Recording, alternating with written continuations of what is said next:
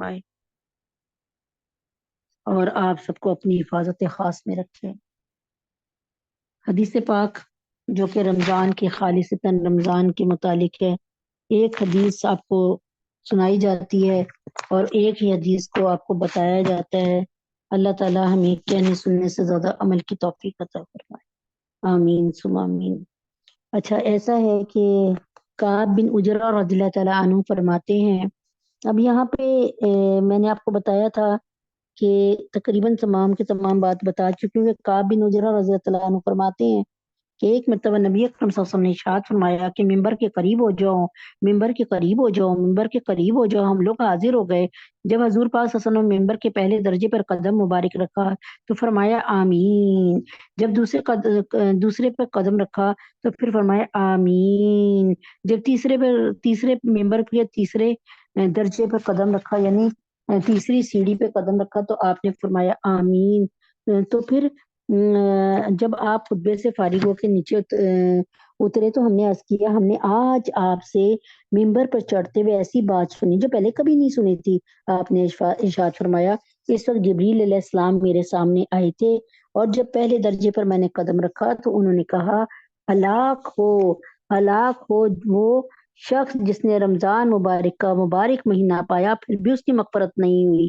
اس کو یہی سمجھ لیجئے، یہ اس کا مطلب یہ نہیں ہے کہ ایک رمضان کی بات، یعنی اگر آپ میں سے جو یہاں بیٹھی ہیں، اگر میری عمر بالفرض 50 سال ہے تو 14 سال بلوغت کے، 13 سال بلوغت کے نکال دیجئے، ٹھیک ہے؟ 35 سال کے رمضان کے روزے رکھنے کے باوجود میں نے اللہ سے اپنے آپ کو معافی نہیں دلوائی، تو اللہ تعالیٰ اس کے لیے اتنے سال سے روزے رکھ رہے ہیں اور اس کے باوجود اللہ ہم سے راضی نہ ہوا۔ ہم نے اپنے روزوں میں غیبتیں نہیں چھوڑی، ہم نے اپنے روزوں میں غیر مردوں کو دیکھنا نہیں چھوڑا، ہم نے اپنے روزوں میں ٹی وی کو نہیں دیکھنا چھوڑا، ہم نے اپنے روزوں میں اپنی میوزک سے اپنے گانوں کو نہیں بچایا، ہم نے روزوں میں حسد کو نہیں چھوڑا، ہم نے اپنے جو ہے امپلائرز، اپنے نوکروں کے ساتھ بہترین سلوک نہیں کیا اور رمضان میں ان کے بوجھ کو ہلکا نہیں کیا۔ تو یہ سوچ لیں کہ ایک رمضان کی بات نہیں ہے۔ جیسے اللہ کے نبی اکرم صلی اللہ علیہ وسلم نے ایک بات فرمائی جس کو میں آگے مفہوم حدیث بتا رہی ہوں، اللہ تبارک تعالیٰ مجھے کمی پیشی کو معاف فرما دے اور حق بات کہنے کی توفیق دے۔ اگر کوئی شخص روزہ اس طرح لگتا ہے کہ اپنے دماغ کی حفاظت کرتا ہے کہ اس پہ کوئی غلط بات نہیں سوچتا، کسی کے لیے برا نہیں سوچتا اور اپنی آنکھوں کی حفاظت کرتا ہے، اس سے کوئی گندگی نہیں دیکھتا، کسی غیر مرد کو، عورتیں غیر مرد کو نہیں دیکھتی اور مرد غیر عورتوں کو نہ دیکھیں اور اپنی آنکھوں سے کوئی غلط چیزیں نہ دیکھیں۔ یہ جو بے حیائی کی آج کل اتنی تصویریں آ رہی ہوتی ہیں، اس سے بچیں اور غیر مردوں کی تصویروں سے اور غیر مردوں کو دیکھنے سے بچیں۔ اور پھر اپنے کانوں سے کوئی غلط بات یعنی کنسوئیاں نہ کریں، کسی کی جاسوسی نہ کریں کہ یہ کیا بات کر رہا ہے اس کو سننے کے لیے، یہ نہ کریں اور اپنے منہ سے کسی کا دل نہ دکھائیں، یعنی غیبت نہ کریں، گالی گلوچ نہ کریں، بری بات نہ کہیں، کسی کا دل نہ دکھائیں۔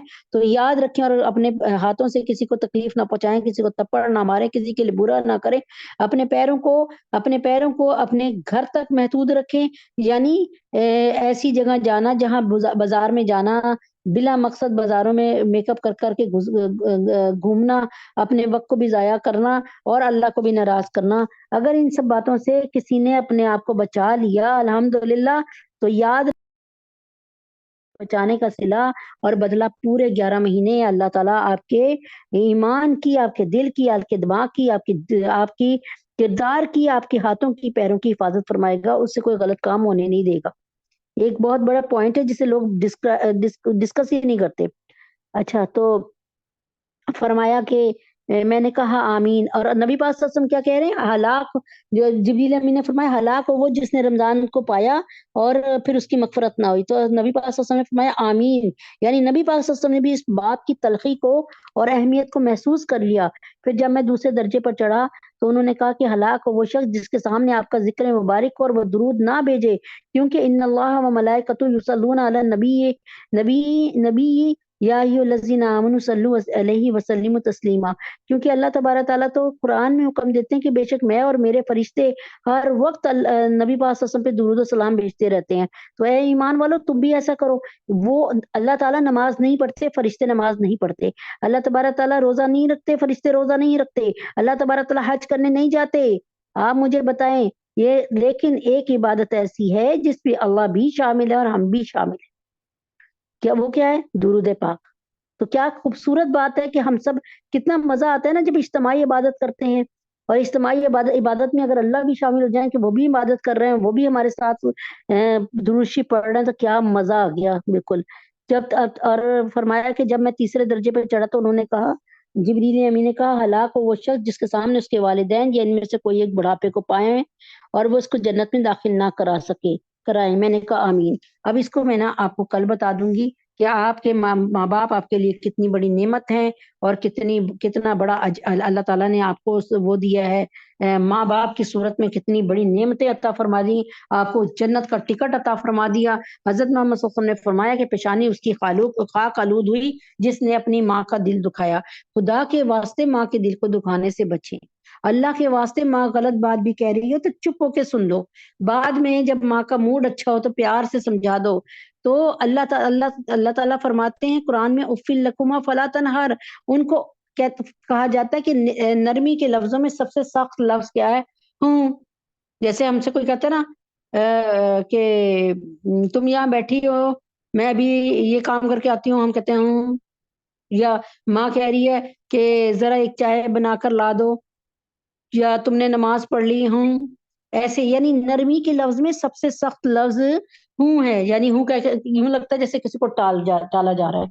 चुनाचे अल्लाह ताला ने फरमाया, उफ़्फ़िल लकुमा, तुम दोनों को, या माँ को भी और बाप को भी जो है यूं नहीं, हूँ ना कहो, ऐसे ना करो, उफ ना करो, इन पे ये ना करो कि जैसे माँ कहे, बेटा रात को बड़ी सर्दी है, मेरे से उठा नहीं जा रहा, जा मेरा बेटा बिस्तर से उठ कर ना, जा बेटा उठ जा और मुझे चाय का एक कप बना दे या पानी लाके। अब क्या करें?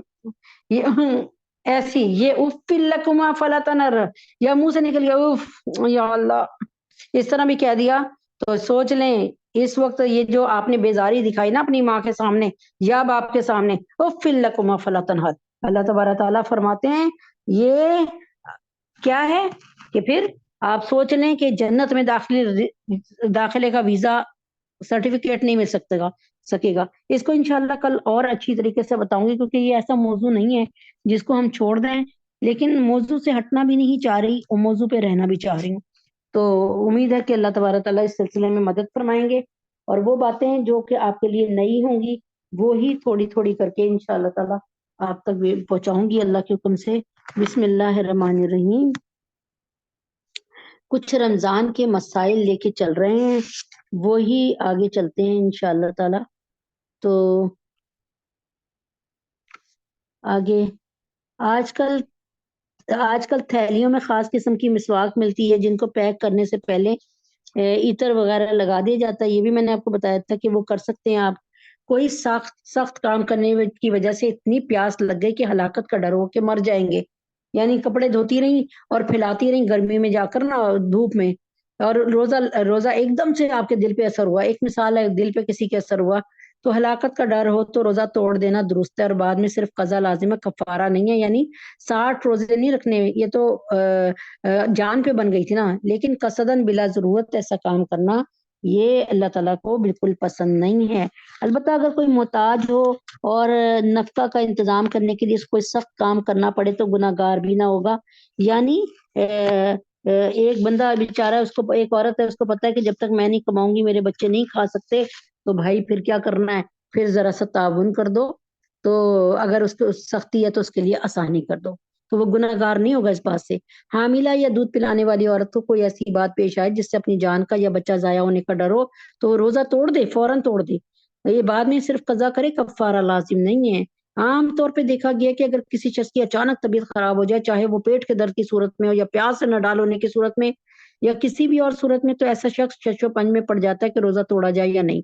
तो बेहतर सूरत यह कि कोई ऐसी चीज खा पी ले जो गिजा दवा या लज्जत के तौर पे ना खाई जाती हो, نہ پی جاتی ہو، مثلاً مٹی، کاغذ وغیرہ، تو اس صورت میں یقیناً صرف روزہ کی قضا لازم آئے گی، کفارہ نہیں ہوگا.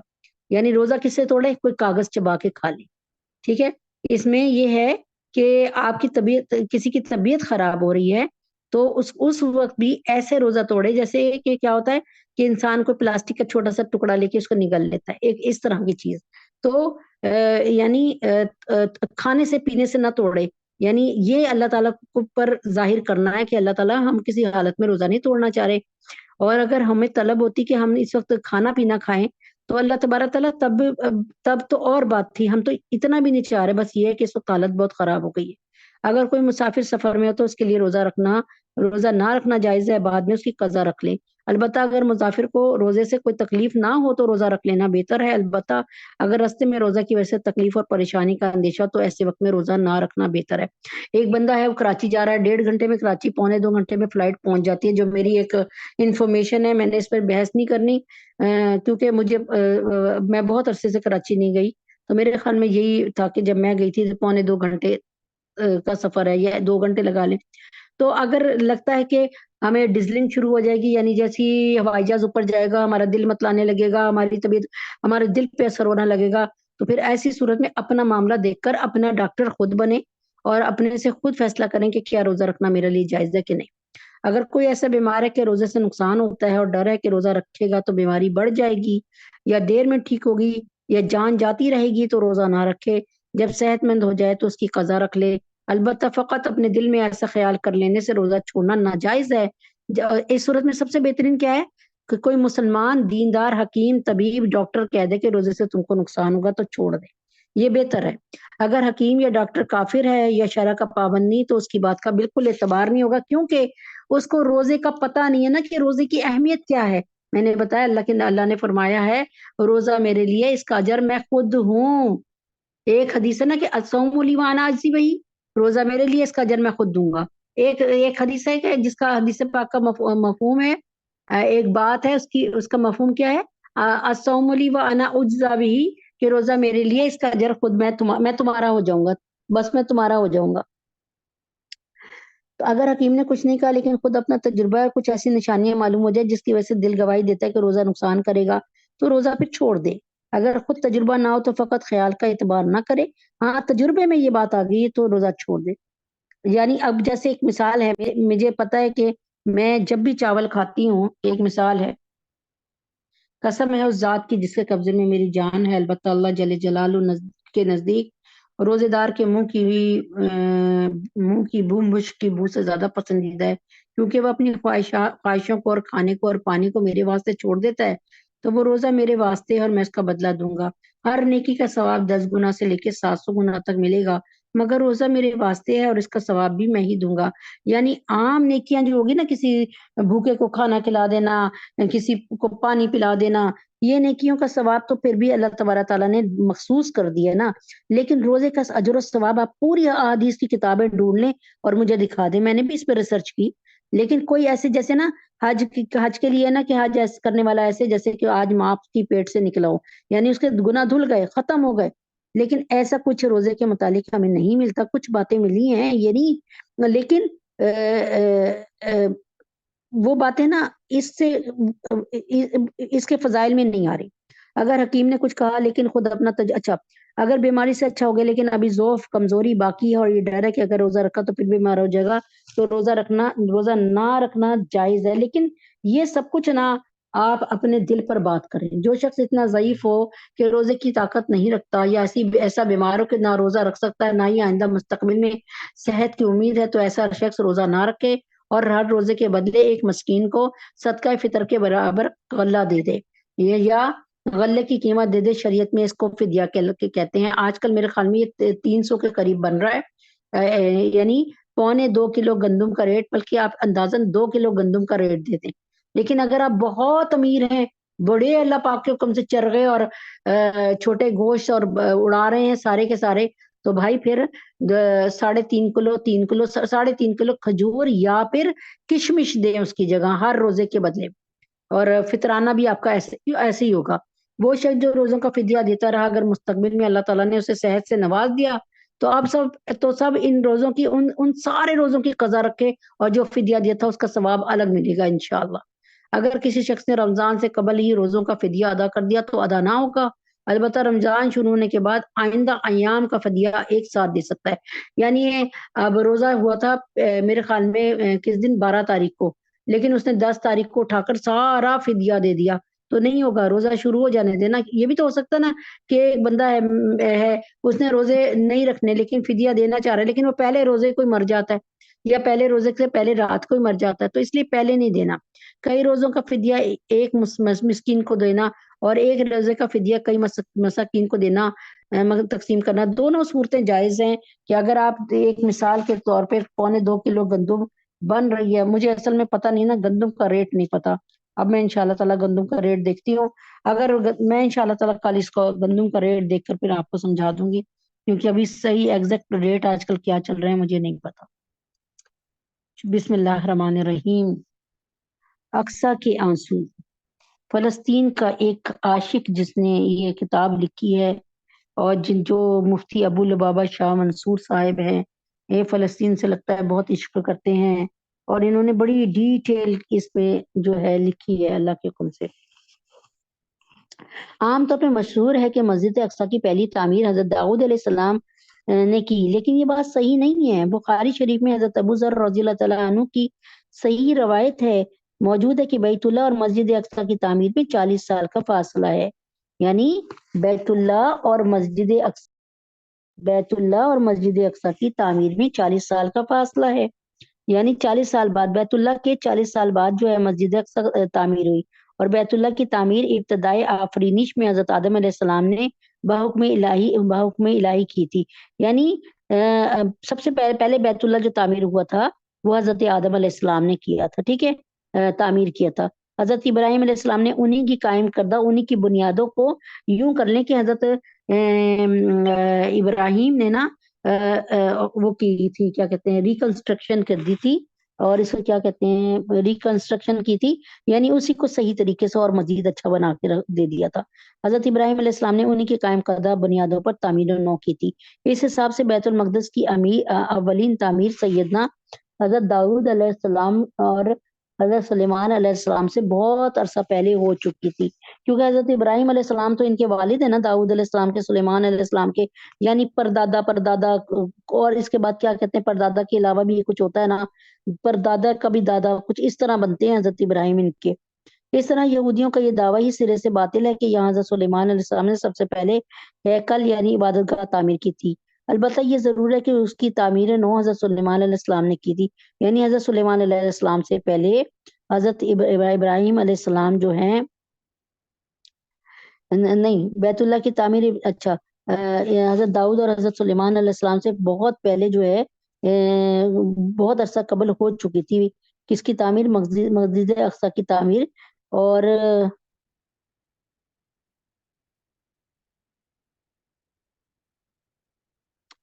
اچھا جی، اب یہ کس نے کی تھی اس کا اب سن لیں. یہاں حضرت سلیمان علیہ السلام سب سے پہلے ہیکل عبادت کا تعمیر کی تھی حضرت ابراہیم آدم سلیمان علیہ السلام نے. البتہ یہ ضرور ہے کہ اس کی تعمیر نو حضرت سلیمان علیہ السلام نے کی. تعمیر نو کہتے ہیں نئے سرے سے تعمیر، بنے ہوئے کو ذرا اور صحیح طریقے سے بنا دینا. نئے سرے سے تعمیر یعنی تعمیر ہو سکی ہے اس کو پھر نئے سرے سے اس کا نوک پلک کے ساتھ صحیح کرنا. یہودیوں کا یہ دعویٰ سرے سے باطل ہو جاتا ہے کہ یہاں حضرت سلیمان علیہ السلام نے سب سے پہلے ہیکل یعنی عبادت گاہ تعمیر کی تھی. البتہ یہ ضرور ہے کہ اس کی تعمیر نو حضرت سلیمان علیہ السلام نے کی ہے، لیکن حضرت سلیمان علیہ السلام سے صدیوں قبل یہاں ہیکل موجود تھا. القدس کی جو تاریخ آج کی انسانی دنیا کو معلوم ہے اس کے مطابق یہاں کنانیوں اور یبوسیوں کے دور سے ہیکل تعمیر ہوتے چلے آ رہے ہیں. حضرت سلیمان علیہ السلام کے بعد بھی کئی مرتبہ نئی تعمیرات ہوئی.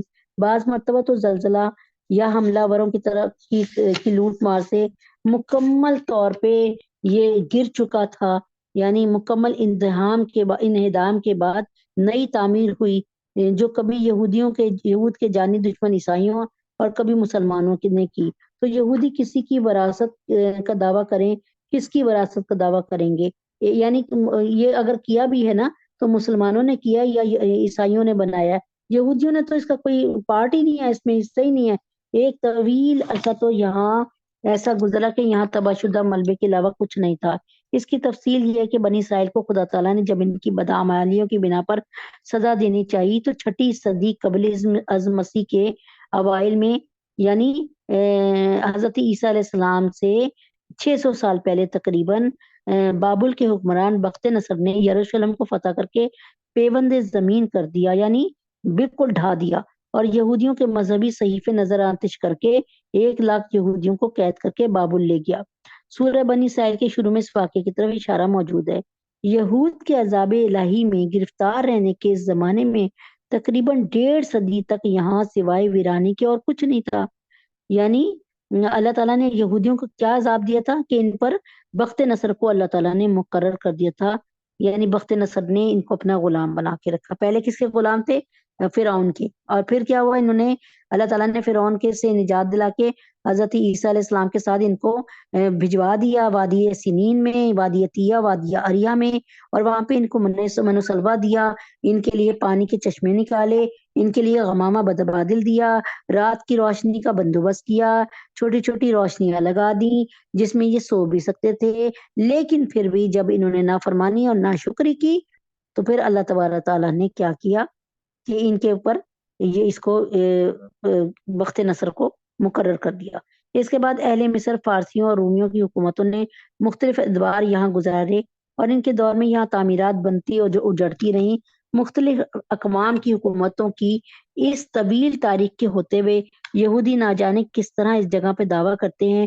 ان کا یہ بے جا دعویٰ ان کی اس تاریخی بدبختی کا حصہ ہے جس کی بنا پر وہ مختلف اقوام عالم کو اپنا دشمن بنا کر اس سے مارے کارے کھاتے رہے، اور اب مسلمانوں کی مخالفت مول لے کے اپنے لیے فیصلہ کن شکست کی بنیاد رکھ رہے ہیں۔ کیونکہ انشاءاللہ ہونا تو یہی ہے نا کہ میں نے آپ کو بتایا ہوا نا کہ امام مہدی اور حضرت عیسیٰ علیہ السلام مل کرنا یہ یہودیوں کی جڑیں اکھیڑ دیں گے انشاءاللہ۔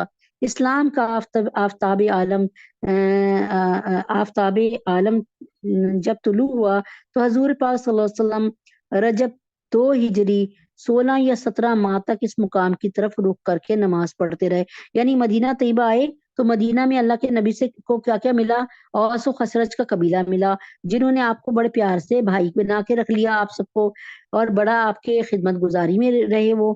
لیکن ساتھ میں یہودی بھی کھڑے تھے، ان سے میثاق مدینہ ہوا تھا کہ آپ ہمارا ساتھ دینا اگر کوئی حملہ کرے، اور ہم آپ کا ساتھ دیں گے اگر کوئی مسلمانوں پہ حملہ کرے گا، آپ پر حملہ کرے گا۔ اس لیے یہ مسلمان، لیکن انہوں نے اپنے اس عہد کی ایک دن بھی پاسداری نہیں کی، اس لیے یہ مسلمانوں کا قبلہ، اچھا نبی پاک صلی اللہ علیہ وسلم نے ان کو خوش کرنے کے لیے نا شروع میں اپنے قبلے یعنی بیت اللہ کے بجائے ان کے قبلے کی طرف منہ کر کے نماز پڑھ رہے تھے، تاکہ جو فرق تھا اس کو ختم کر دیں اور یوں ظاہر کریں کہ ہم سب کے سب اہل کتاب ہیں اور ہم سب کے سب جو ہے ہمارا قبلہ ایک ہے۔ اس لیے تو حضرت محمد صلی اللہ علیہ وسلم نے بھی ان کے قبلے کی طرف 17 ماہ تک یا 16 ماہ تک نماز پڑھی۔ اچھا یہاں پہ یہ ہے کہ مسلمانوں کا جو قبلہ اول ہے نا اور ثالث الحرمین کہلاتا ہے، وہ جو ہے واضح رہے کہ مسجد اقصی کا مصداق وہ سارا حرم قدسی ہے جس کے گرد ایک فصیلہ۔ اچھا اب یہ ہے کہ سب سے پہلا تو قبلہ آپ کو پتا ہے نا کہ کون سا تھا؟ بیت اللہ شریف بنایا تھا، اور کس نے آپ کو بتایا تھا؟ حضرت آدم علیہ السلام نے، اور پھر حضرت ابراہیم علیہ السلام نے، اور دوبارہ سے اس کو ٹھیک ٹھاک کیا تھا۔ اچھا بیت المقدس کی تعریف آپ کو بتا رہی ہوں کہ اس میں مختلف عمارتیں ہیں، اور قبلہ اول اس میں موجود ہے، وہ چٹان ہے جس پر زرد رنگ کا خوبصورت گنبد قائم ہے، یعنی زرد رنگ کا خوبصورت گنبد۔ سیدنا عمر فاروق رضی اللہ عنہ کے دور میں مسلمانوں نے شہر کو فتح کر لیا، تو اس وقت یہاں کے عیسائی حکمرانوں اور پادریوں کی بے توجہی کی وجہ سے یہ ساری جگہ ویران تھی۔ مقدس چٹان پر کوڑا کرکٹ جو ہے وہ پڑا رہا، کوڑا کرکٹ پڑا ہوا تھا۔ حضرت عمر فاروق رضی اللہ عنہ نے اس کی صفائی کا حکم دیا اور خود بھی صحابہ کرام کے ساتھ مل کر صفائی کی۔ مسند احمد کی صحیح روایت ہے کہ آپ نے حضرت کعب अब्बा रज़ी अल्लाह तआला अन्हु से पूछा कहाँ नमाज पढ़ूं? उन्होंने फरमाया आप मेरा मशवरा सुनते हैं तो चट्टान के पीछे खड़े होकर नमाज पढ़ें ताकि सारा कुदस आपके सामने हो। हज़रत उमर फारूक रज़ी अल्लाह तआला अन्हु ने फरमाया ये आपने यहूदियों से मिलती-जुलती बात की है। मैं तो वहाँ नमाज पढ़ूंगा जहाँ हुज़ूर पाक सल्लल्लाहु अलैहि वसल्लम ने नमाज पढ़ी थी।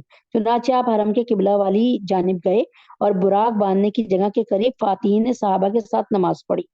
यानी जहाँ नबी पाक सल्लल्लाहु अलैहि वसल्लम ने अपना बुराक बांधा था और ये लोगों को तालीम दी थी कि अपनी गाड़ी को सबसे पहले लॉक करो, अपने जानवर को सवारी के बांधो और फिर अल्लाह ताला पर तवक्कल करके छोड़ो, लेकिन बांधना शर्त है।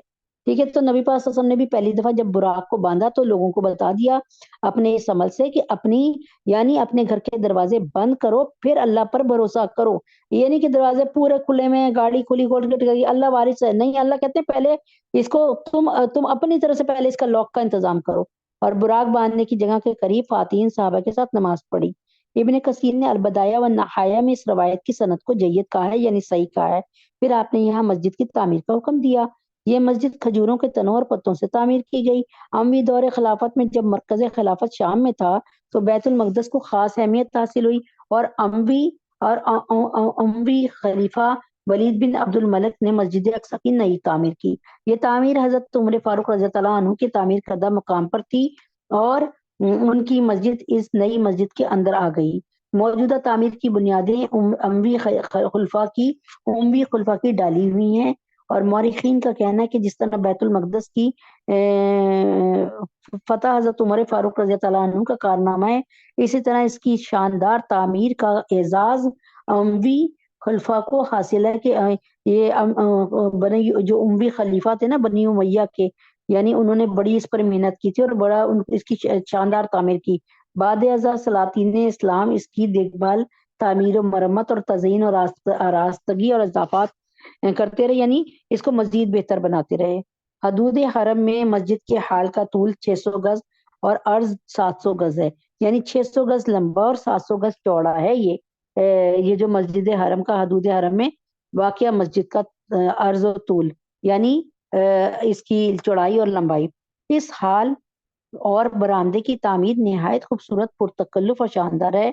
छत जिन सतूनों पे खड़ी है ये आला किस्म के संगे मरमर के हैं और इनके दरमियान की मेहराबों और मस्जिद के गुंबद के अंदरूनी हिस्से पर निहायत उम्दा नक्शो निगार और तलाई काम किया गया, यानी सोने के पानी से लिखा गया है। मस्जिद के गिर्द मजबूत फसील है। मौरखीन का इत्तफाक है मस्जिद अक्सा की रोजे अव्वल से जो हदूद थी आज भी वो इन्हीं हदूद पर कायम है, आज भी उसी जगह पे है, इनमें कमी पेशी नहीं हुई। जैसे बैतुल्ला को जहां हजरत इब्राहिम आदम अलैहिस्सलाम ने तामीर किया था वहीं पे उसी जगह पे 1 इंच भी इधर उधर से नहीं किया हजरत इब्राहिम ने। इसी तरह मस्जिद अक्सा की भी तामीर उसी जगह पे हुई। मस्जिद अक्सा का इत्तलाक इस पूरे किताब पे होता है, यानी मस्जिद अक्सा हम किसे कहते हैं? इस पूरी जमीन को जिसके जिसके गिर्द ये फसील मौजूद है, यानी जिसके गिर्द ये फसील पूरे के पूरे जो दीवारें हैं ना इनके अंदर जितनी भी है वो मस्जिद अक्सा है, लेकिन कभी सिर्फ इस खास हिस्से को भी मस्जिद अक्सा कह देते हैं जो इस 4 दीवार के अंदर नमाज के लिए मखसूस है। फसील में से अंदर दाखिल होने के 14 दरवाजे हैं, इनमें 10 दरवाजे आज भी जेर इस्तेमाल हैं, जबकि 4 दरवाजे सुल्तान सैयार सलाहुद्दीन अय्यूबी ने हिफाजती नुक्ता नजर के तहत बंद करवा दिए थे। मस्जिद के आखिर में कुशादा बरामदा है। बरामदे में 7 दरवाजे हैं, इसके आगे वसी सहन है। इस सहन में मुख्तलिफ छोटी छोटी इमारतें हैं जिनमें यादगार के तौर पे तामीर किए गए चबूतरे और कुबे हैं और अजान के मीनारे हैं और पानी की सबीलें हैं, कुएं हैं, मदरसे और मेहराबी दरवाजे हैं। इन इमारतों में सबसे बड़ी और नुमाया इमारत चट्टान वाली गुम्बद की इमारत है जिसका आगे तफसीली तारुफ आएगा इंशाल्लाह। अफसोस कि आज हम इस तारीखी मकामात की दीद से महरूम हैं। इस सहन में जुम्मा और ईदैन के रूह परवर इज्तिमात होते हैं। मुसलमानों की यहाँ नमाज की अदायगी में यहूद अपने लिए निहायत रुसवाई महसूस करते हैं, लिहाजा वो कभी यहाँ आग लगा देते हैं आकर, कभी मस्जिद अक्सा के नीचे सुरंगें खोद देते हैं और कभी दूसरे हिलो बहाने से खुदा न खास्ता इसको तबाह करने की से डिमोलिश करने की कोशिश करते हैं। और मस्जिद अक्सा की सोगवार फिजा सारे आलम के मुसलमानों से अहद वफा की तकमील का तकाजा कर रही है, यानी मस्जिद अक्सा हमारी तरफ देख रही है कि हम कब उठते हैं और इसकी हिफाजत करते हैं।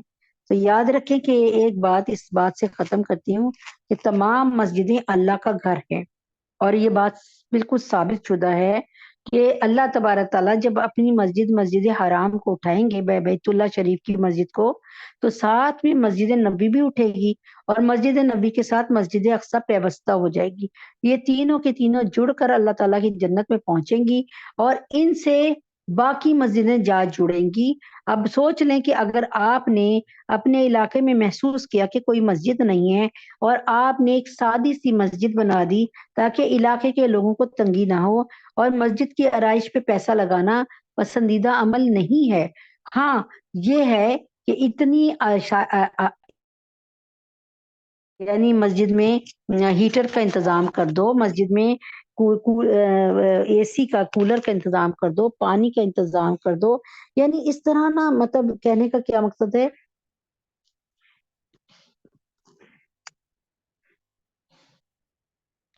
تو سمجھ آئی کہ اب آپ سمجھ گئے ہوں گے۔ میرے بچے میں شرمندہ ہوں، میرے بچے تو میری بے حسی کو درگزر کر دے، کہ میں ہر روز خبروں میں تیرے پیاروں کو مرتے دیکھتا ہوں اور میں کچھ نہیں کر سکتا۔ میری آنکھوں میں ہے منظر کسی کے زندہ جلنے کا، کسی بوڑھی کے گرنے کا، کسی ماں کے بلکنے کا، کسی ایک باپ کی آگوش میں بچے کے مرنے کا، ہر ایک منظر کھٹکتا ہے میرے دل میں، مگر میں کچھ نہیں کر سکتا، مگر میں کچھ نہیں کر سکتا۔ میرے بچے تو میری بے حسی کو درگزر کر دے، بہت شرمندہ ہوں میں سامنے تیرے، میں اپنے کشت خوں میں اس قدر مصروف ہوں ہردم کہ میں تیری حمایت میں دشمن سے لڑ نہیں سکتا۔ میری اپنی ہی جنگیں ہیں، میرے اپنے ہی قضیے ہیں، لسانی جھگڑے، علاقائی تعصب، فرقہ بندی کی کشاکش، سیاسی حکمت عملی، معاشی تنگ و دستی، ہزاروں میرے جھگڑے ہیں جو مجھ کو باندھ رکھتے ہیں، سو میں ہر روز خبروں میں تیرے پیاروں کو مرتے دیکھتا ہوں اور میں کچھ کر نہیں سکتا، مگر مجھ کو یقین ہے کہ میرے بچے تو یہ جنگ جیت ہی لے گا۔ دشمنوں کی گولیاں، راکٹ بموں کے باوجود ایک دن فتح تیرا مقدر ہے۔ تجھے مجھ جیسے لوگوں کے سہارے کی ضرورت ہی کیا؟ بڑی طاقت کے سب جالوت خود ہی تجھ سے ڈرتے ہیں، وہ یہ اچھی طرح سے جانتے ہیں کہ تو اپنے دور کا داؤد ہے، اور تیرے ہاتھوں میں وہی تاریخی پتھر ہے۔ کیونکہ داؤد علیہ السلام نے جالوت کو پتہ کیسے مارا تھا؟ ایک پتھر سے مارا تھا۔ داؤد علیہ السلام نے جالوت کو، جن کا ذکر قرآن میں ہے، ان کو جب تباہ اور برباد کیا تھا وہ ظالم حکمراں کو، تو ایک پتھر مارا تھا، صرف ایک پتھر، اور بہت چھوٹی عمر تھی داؤد علیہ السلام کی، اور ان کو اجازت نہیں مل رہی تھی، لیکن یہ چلے گئے تھے، اور جالوت کی اتنا دبدبا تھا کہ آگے بڑھ نہیں رہے تھے، لیکن اللہ تعالیٰ نے حضرت داؤد علیہ السلام کے ہاتھوں اس کو فنا کروایا۔ یاد رکھیں، زندگی گزرے جا رہی ہے، میری بھی اور آپ کی بھی، لیکن یہ یاد رکھیں کہ ہم اپنے حصے کا کام کر رہے ہیں کہ نہیں۔ تو آئیے ہم سب اپنے حصے کا دیا جلا لیتے ہیں، ہو سکے تو اس میٹنگ میں اور لوگوں کو بھی لے کر آئیے۔ چند دنوں کی بات ہے، یعنی آج اللہ پاک نے تقریباً 26واں پارہ جو ہے وہ نصف سے میرے خیال میں زیادہ کروا دیا ہے۔ 27، 28، 29، 30 4 پاروں کے بعد یہ میٹنگ صبح کے ٹائم ہی چلی جائے گی۔ تو صبح کے ٹائم آپ کو پتا ہے کہ ہم میٹنگ کو اللہ تعالیٰ کے حکم سے تب ختم کر دیتے ہیں، یعنی اللہ تعالیٰ کے حکم سے اس وقت تک ختم کر دیتے ہیں جس وقت آپ لوگوں کا چاش کا وقت، اشراق کا وقت گزرتا ہے اور آپ لوگ سونا چاہتے ہیں۔ تو اور پھر بھی اللہ کے لیے جو لمحے گزارو، وہ اللہ تعالیٰ ان کو بڑھا چڑھا کے اس کا اجر ضرور دیتے ہیں۔ بسم اللہ الرحمن الرحیم۔ تھوڑی سی بات کر لیتے ہیں ختم نبوت کی۔ بسم اللہ الرحمن الرحیم۔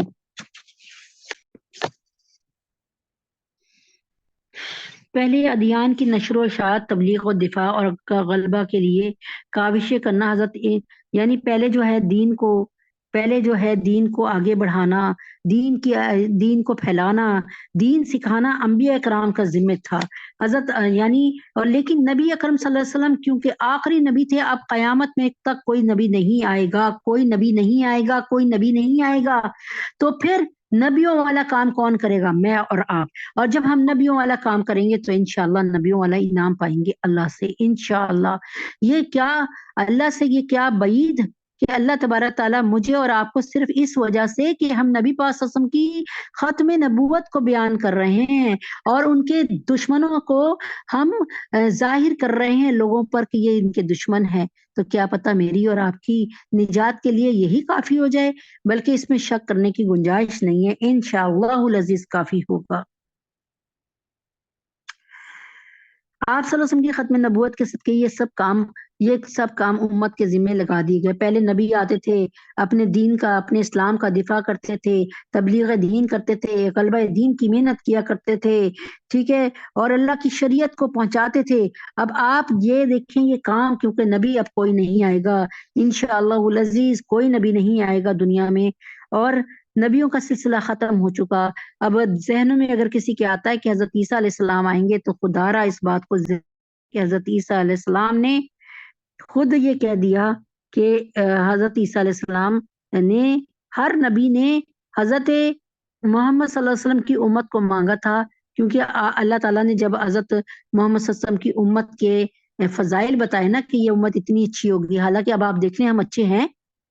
میں تو کہتی ہوں مجھے شرم سے ڈوب کے مر جانا ہی چاہیے کہ آج ہمارے فلسطینی بھائی 6 مہینے سے کس طرح بھوک سے پیاس سے اور اپنے اپنوں کو ملبے میں دبے دیکھ رہے ہیں، نہ ان کو کوئی زندگی کی سہولت ہے، نہ بجلی ہے، نہ پانی ہے، لیکن پھر بھی اللہ تعالیٰ کے حکم سے وہ کیا کہہ رہے ہیں؟ حسبی اللہ حسبی اللہ حسبی اللہ، الحمدللہ الحمدللہ، اللہ یہ میرا بیٹا قبول کر لے تیری راہ میں دیا. یقین کریں ہم میں میرے میں یہ جگرا نہیں ہے، میں اپنی بات کرتی ہوں. اچھا جی، اس نقطہ نظر سے دیکھا جائے تو دین کی خدمت میں مصروف ہر امتی ختم نبوت کی دلیل ہے، اس لیے کہ ہم اسی دین کو آگے پھیلا رہے ہیں جس دین کو ہمارے نبی محمد صلی اللہ علیہ وسلم لے کر آئے تھے. ہم نے کوئی اپنی طرف سے دین نیا نہیں نکال لیا. یہ یاد رکھیں کنڈے کرنا نیا دین ہے، بدعت ہے بدعت ہے بدعت ہے. یہ یاد اکرم صلی اللہ علیہ وسلم کی جو ہم لوگ کرتے ہیں نا کہ ان کا برتھ ڈے مناتے ہیں، یہ بدعت ہے بدعت ہے بدعت ہے. اگر آپ نے یہ دیکھنا ہے کہ کیا یہ دیکھیں کہ نبی اکرم صلی اللہ علیہ وسلم کے بعد کتنے صحابہ، سارے جید صحابہ زندہ تھے نا. ابو بکر صدیق زندہ تھے، عمر فاروق زندہ تھے، علی عثمان زندہ تھے، رضی اللہ تعالی عنہم زندہ تھے یہ سارے. لیکن انہوں نے کیا کیک بنا کے بانٹا؟ کیا کیک کاٹا؟ کیا انہوں نے جلوس کیے؟ یا کیا انہوں نے اپنے گھروں کو سجایا؟ کیا انہوں نے دیگیں بانٹی؟ کیا انہوں نے نعتیہ مشاعرہ کیا؟ جب نہیں کیا تو میں اور تم کہاں سے کر رہے ہیں؟ کس طرح سے الٹے چل رہے ہیں ہم، اور شیطان کو خوش کرنے کا سامان کر رہے ہیں. رحمان ناراض ہی رہے گا. تو ہر مسلمان کے ذمہ ہے کہ وہ تحفظ ختم نبوت میں اپنا کردار ادا کرے، کیونکہ اس کی دینی خدمت ختم نبوت کا ہی صدقہ ہے. آپ نے دیکھا کہ عالم ارواح میں یا عالم دنیا میں، عالم برزخ میں یا عالم آخرت میں حضرت آدم علیہ السلام کی خلقت ہو یا دیگر انبیاء علیہ السلام کی باسطیں ہوں یعنی آنا ہو، مساجد ہوں یا مدارس ہوں، علماء ہوں یا حفاظ، تبلیغ دین ہو یا دفاع دین، اول سے آخر تک، افلاق سے افلاق تک، ہر دور میں ختم نبوت کی عظمتیں، صداقتیں اور بہاریں نظر آتی ہیں. اللہ ہم سب پر ختم نبوت کی عظمتوں کو کھول دیں اور تحفظ ختم نبوت کی عظیم سعادت کے لیے قبول فرما لیں. عقیدہ ختم نبوت کو قرآن مجید کی 100 سے زائد آیات میں مختلف طریقے سے بیان کیا ہے. سنیں، قرآن مجید فرقان حمید کی پہلی دلیل کہ نبی پاک صلی اللہ علیہ وسلم میرے آخری نبی ہیں، اس کے بعد کوئی نبی نہیں آئے گا. پہلی دلیل قرآن مجید فرقان حمید میں اللہ تعالیٰ نے جہاں کہیں اس امت سے نبوت اور وحی پر ایمان لانے کا اقرار کرایا، یا جس جگہ ہدایت اور نجات کے لیے وحی اور نبوت پر ایمان لانے کو ضروری قرار دیا، وہاں صرف 2 ہی قسموں کی وحیوں اور نبوتوں کا ذکر فرمایا. وہاں صرف 2 ہی قسم کی وحیوں اور نبوتوں کا ذکر ملتا ہے. ایک آن حضرت صلی اللہ علیہ وسلم کو ملنے والی نبوت و وحی، اور دوسری وہ وحی اور نبوت جو آپ صلی اللہ علیہ وسلم سے پہلے انبیاء یا انبیاء کرام علیہم السلام کو ملی. آن حضرت صلی اللہ علیہ وسلم کے بعد کسی کو نبوت ملے اور پھر اس پر وحی بھی نازل ہو جس پر ایمان لانا ہدایت اور نجات کے لیے کہ اچھا جی، حضرت صلی اللہ علیہ وسلم کے بعد کسی کو نبوت ملے اور پھر اس پر وہی بھی نازل ہو جس پر ایمان لانا ہدایت و نجات کے لیے ضروری ہو۔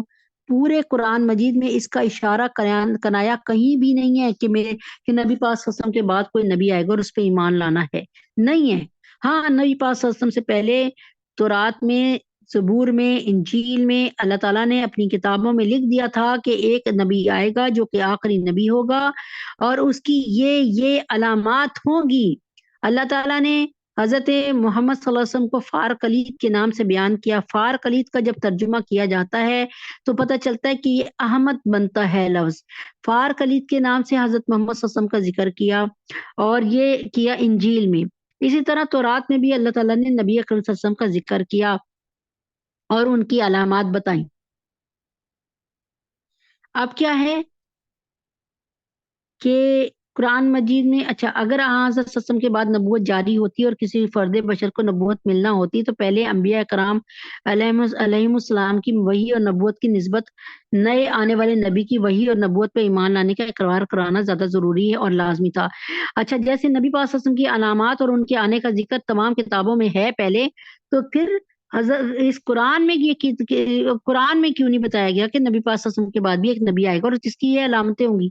اس لیے کہ کوئی نبی آنا ہی نہیں تھا، نبی پاک صلی اللہ علیہ وسلم آخری نبی ہیں۔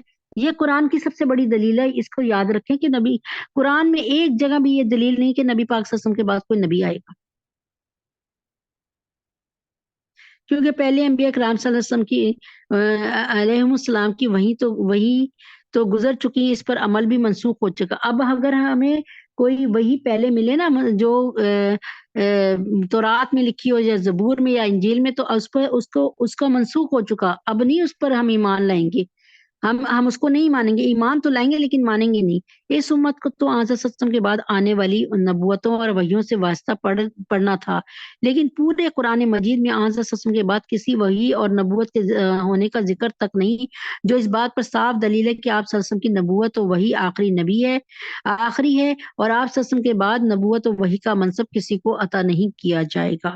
اللہ تعالیٰ قرآن مجید میں فرماتے کہ یؤمنون بما انزل الیک وما انزل من قبلک وبالآخرۃ هم یوقنون۔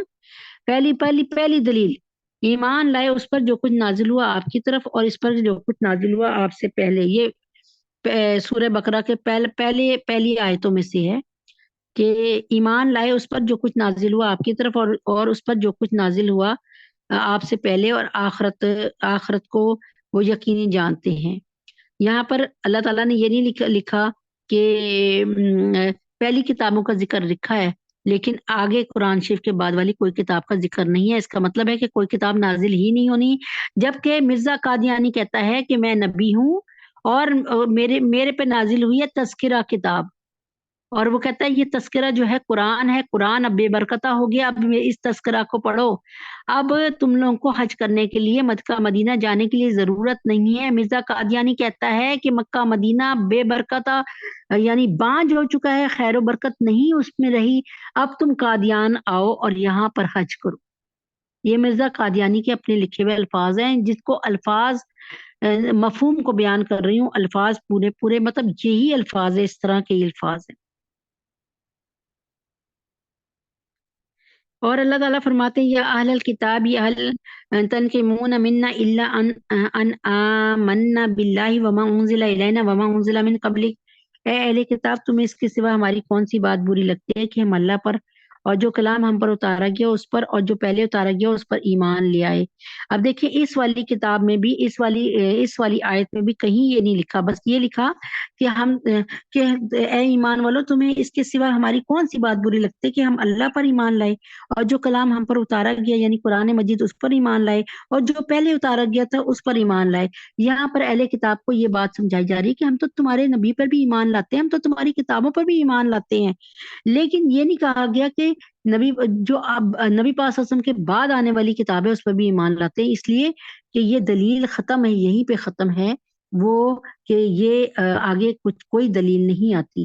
اسی طرح اس جیسی اور دیگر 30 آیات ہیں اللہ ताला ने हमसे सिर्फ आज़ वसल्लम की वही और नबूवत और आज़ वसल्लम से पहले वाले अंबिया इकराम की नबूवत और वहियों पर ईमान लाने का तकाजा किया है, और आप सल्लल्लाहु अलैहि वसल्लम के बाद किसी भी किताब वही और नबूवत पे ईमान लाने का बिल्कुल जिक्र ही नहीं फरमाया, कोई हमसे वादा ही नहीं लिया। हम कादियानी जमात को चैलेंज के साथ कहते हैं कि पूरे कुरान मजीद में किसी एक मुकाम पर इस उम्मत को आप सल्लल्लाहु अलैहि वसल्लम के बाद नाजिल होने वाली वही पर ईमान लाने का नहीं दिया गया। यानी चैलेंज करते हैं कि पूरे कुरान में किसी और एक मुकाम पर भी इस उम्मत को आप सल्लल्लाहु अलैहि वसल्लम के बाद नाजिल होने वाली वही पर ईमान लाने का हुक्म नहीं दिया गया। यानी हमें दिखा दो अगर कहीं दिया गया हुक्म, नहीं, अल्लाह ताला ने यही कहा कुरान पर ईमान लाओ। अल्लाह ताला ने कहीं नहीं कहा कुरान के बाद भी एक किताब नाजिल होगी मिर्जा कादियानी पर, उस पर भी ईमान लाओ, नहीं कहा। आज सब पे नाजिल होने वाली वही अच्छा, और फिर मज़कूरा आयत में दो वहियां, मतलब क्या कहा है मज़कूरा आयत में, अल्लाह ताला ने कहा है यहाँ पे दो वहियों का जिक्र है। कौन सी? एक वही वो जो यानी आज़ वसल्लम से पहले गुजरे हुए अंबिया कराम की वही पर ईमान लाने वाले को दो सनतें अता फरमाई गई हैं। एक उलाइक अला हुदम मिर रब्बिहिम, कि वो अपने रब की तरफ से हदायत पर हैं। यानी जो लोग कुरान से पहले वाली किताबों को मानते हैं वो अपने रब की तरफ से हदायत पे हैं, ये लोग अपने रब की तरफ से हदायत पे हैं। और दूसरी उलाइका हुमुल मुफलिहून, के यही वो कामयाब लोग हैं। यानी जो लोग दो वहियों पर ईमान लाए वही हदायत याफ्ता और दारैन में कामयाबी पाने वाले। एक ये कि जो नबी पाक सल्लल्लाहु अलैहि वसल्लम पे कलाम उतरा उस पे ईमान लाने वाले, और एक वो जो उनसे हजरत मोहम्मद सल्लल्लाहु अलैहि वसल्लम के आने से पहले नबियों पे कलाम पाक अल्लाह ने उतारा उन पर ईमान रखने वाले, बस यही लोग कामयाब हैं। ये नहीं, अल्लाह ताला ने इस आयत से रोजे रोशन की तरह वाज़ेह हो गया कि हदायत और कामयाबी दो किस्म की वहियों पर ही ईमान लाने पे मुनहसर है। अगर आप सल्लल्लाहु अलैहि वसल्लम के बाद भी कोई नबी होता जिस पर वही नाजिल होती और इस वही पर ईमान लाना जरूरी होता, तो मिन कबले के बाद मिन बादी भी जिक्र होता कि हदायत याफ्ता और फला पाने वाले वो लोग हैं जो तीन तरह की वहियों पे ईमान लाते। पहली, युमिनूना बिमा उनजिला इलैका, यानी आज असल पे नाजिल होने वाली वही यानी कुरान मजीद। दूसरी, वमा उनजिला मिन कबलिक, आज असल से पहले नाजिल होने वाली वही।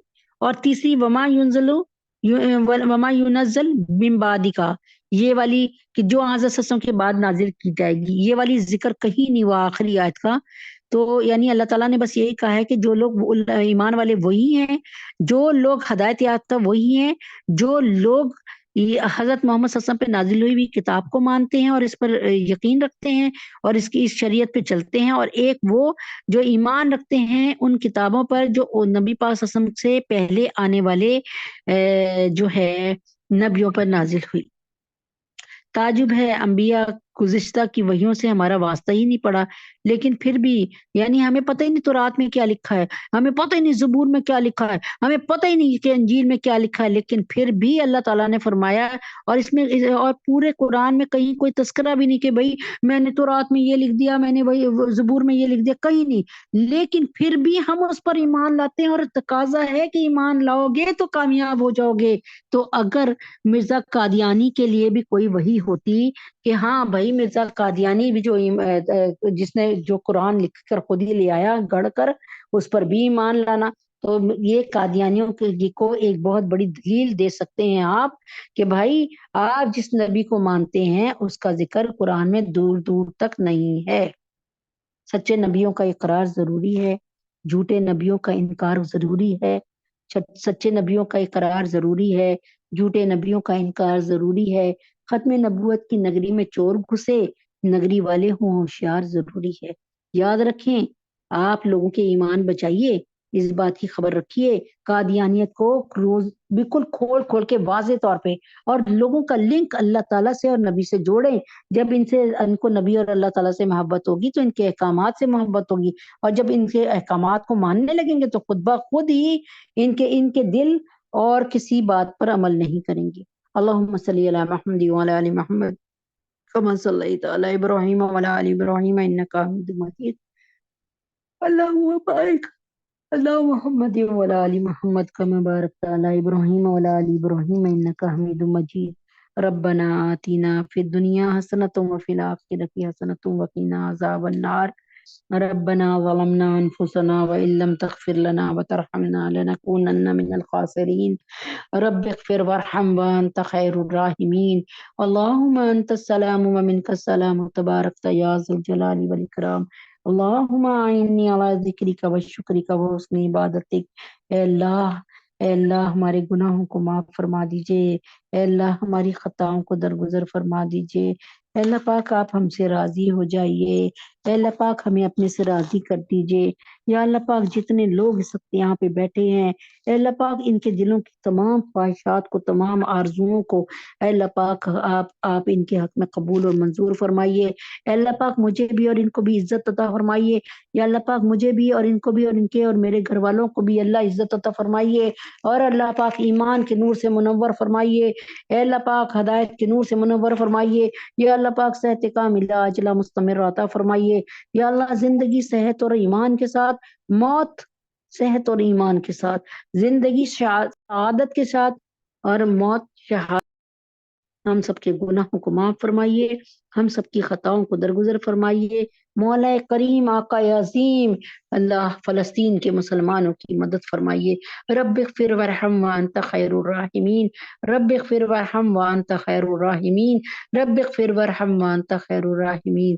اے اللہ تجھے تیرے نبی کا واسطہ، یا اللہ فلسطین کے مسلمانوں پہ رحم فرما دیجئے، فلسطین کے مسلمانوں پہ کرم فرما دیجئے، فلسطین کے مسلمانوں کو آزادی دلوا دیجئے، فلسطین کے مسلمانوں کو فلسطین کی مسجد اقصی میں، وہاں جہاں نبی پاک صلی اللہ علیہ وسلم نے کھڑے ہو کر خود اپنی امامت فرمائی اور تمام نبی پیچھے کھڑے تھے، اللہ یہ ایسی مبارک زمین ہے، نبیوں کی سرزمین ہے، اللہ تجھے تیرے نبی کا واسطہ ہے، اس کو آزاد فرما دیجئے، اے اللہ تجھے تیرے جلال کا واسطہ، اے اللہ آپ کو اپنی قدرت کا واسطہ، اے اللہ آپ کو اپنی ہستی کا واسطہ، اے اللہ اس تعریف کا جو نبی پاک صلی اللہ علیہ وسلم سے آپ روز قیامت کروائیں گے اپنی شان میں، اس کا واسطہ اللہ، اے اللہ پاک اس میٹنگ میں اگر آپ کو کوئی پسند ہے تو اس کے اللہ اس کے لیے اس کی دعاؤں کو قبول فرما لیجئے، اللہ اس کی دعاؤں کو قبول فرما لیجئے، میری دعاؤں کو قبول فرما لیجئے،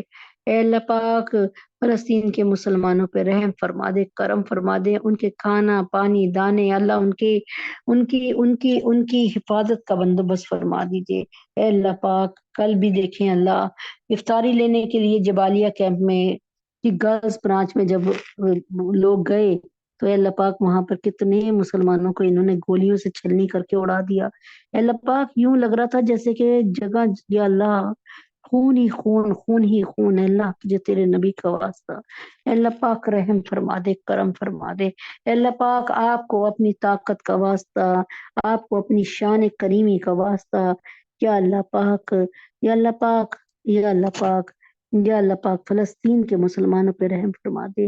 اللہم انا نجعلک فی نحورہم ونعوذ بک من شرورہم، اللہم انا نجعلک فی نحورہم ونعوذ بک من شرورہم، اللہم انا نجعلک فی نحورہم ونعوذ بک من شرورہم۔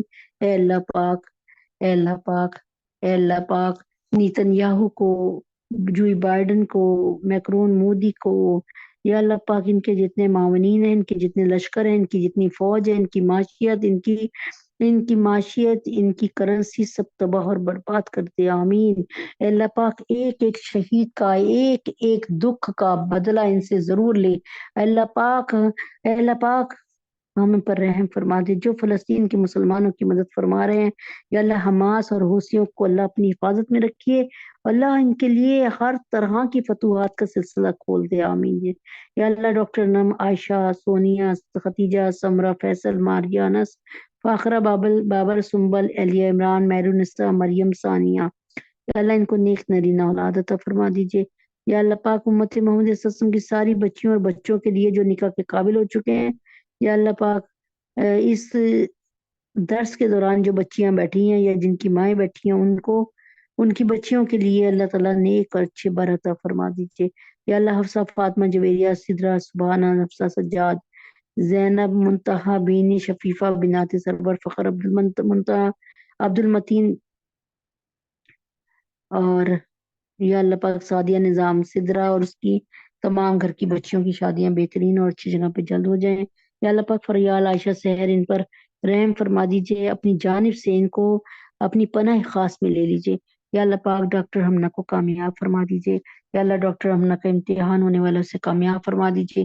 یا اللہ پاک ڈاکٹر ہمنا کو، فاطمہ کو، عائشہ کو، عبداللہ کو، اور تمام جتنا مجمع بیٹھا ہے ان سب کو، ان کے بچوں کو، ان کے زوج کو، یا اللہ دنیا اور آخرت کے ہر امتحان میں 100% نمبر سے کامیابی دے دیجئے۔ تمام علماء اسلام، مفتی حسن صاحب، مفتی تقی عثمانی صاحب، مولانا فضل الرحمان صاحب، فضل الرحیم صاحب، پیر ذوالفقار نقشبندی صاحب، حضرت جی ندیم بھائی، عمیر، نازیہ، اندلیب، اہلیہ حسین، عیشا، معظم، راشدہ، شمیم، عادل، نرگس باجی اور شزا نعیم، اللہ ان کو، ان کے گھر والوں کو جو ہے صحت کاملہ عاجلہ مستمرہ ایمان کے نور کے ساتھ عطا فرمائیے۔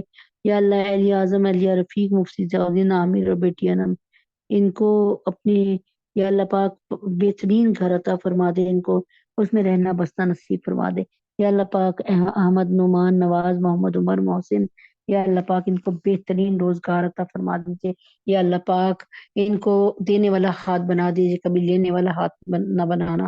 ہم سب کے گناہوں کو معاف فرما دیجیے، زیارت حرمین شریفین کی توفیق عطا فرما دیجیے، تینوں حرم کی حفاظت فرما دیجیے۔ یا اللہ مسلمان جہاں کہیں ان کی حفاظت جان و مال کی اور عزت آبرو کی حفاظت فرما دیجیے۔ یا اللہ پاک، یا اللہ پاک ہماری اس محفل میں برکت عطا فرما دیجیے۔ اے اللہ پاک ہمیں روزے ایسے جیسے آپ کو پسند ہیں اللہ اسی طرح رکھنے اور اسی طرح گزارنے اور اسی طریقے سے اللہ تبارک تعالیٰ آئندہ روزہ رکھنے کی توفیق عطا فرما دیجیے۔ ان روزوں کو ہمارے لیے مغفرت کا باعث بنا دیجیے۔ اے اللہ پاک کوئی ایسا، یا اللہ ہماری اولاد کی حفاظت فرما دیجیے۔ اے اللہ ہماری اولاد کی، اللہ ہماری اولاد کی جو ہے کردار کی، ان کی جان و مال کی اور ان کے کردار کی، ان کی اللہ تبارک تعالیٰ حفاظت فرما دیجیے۔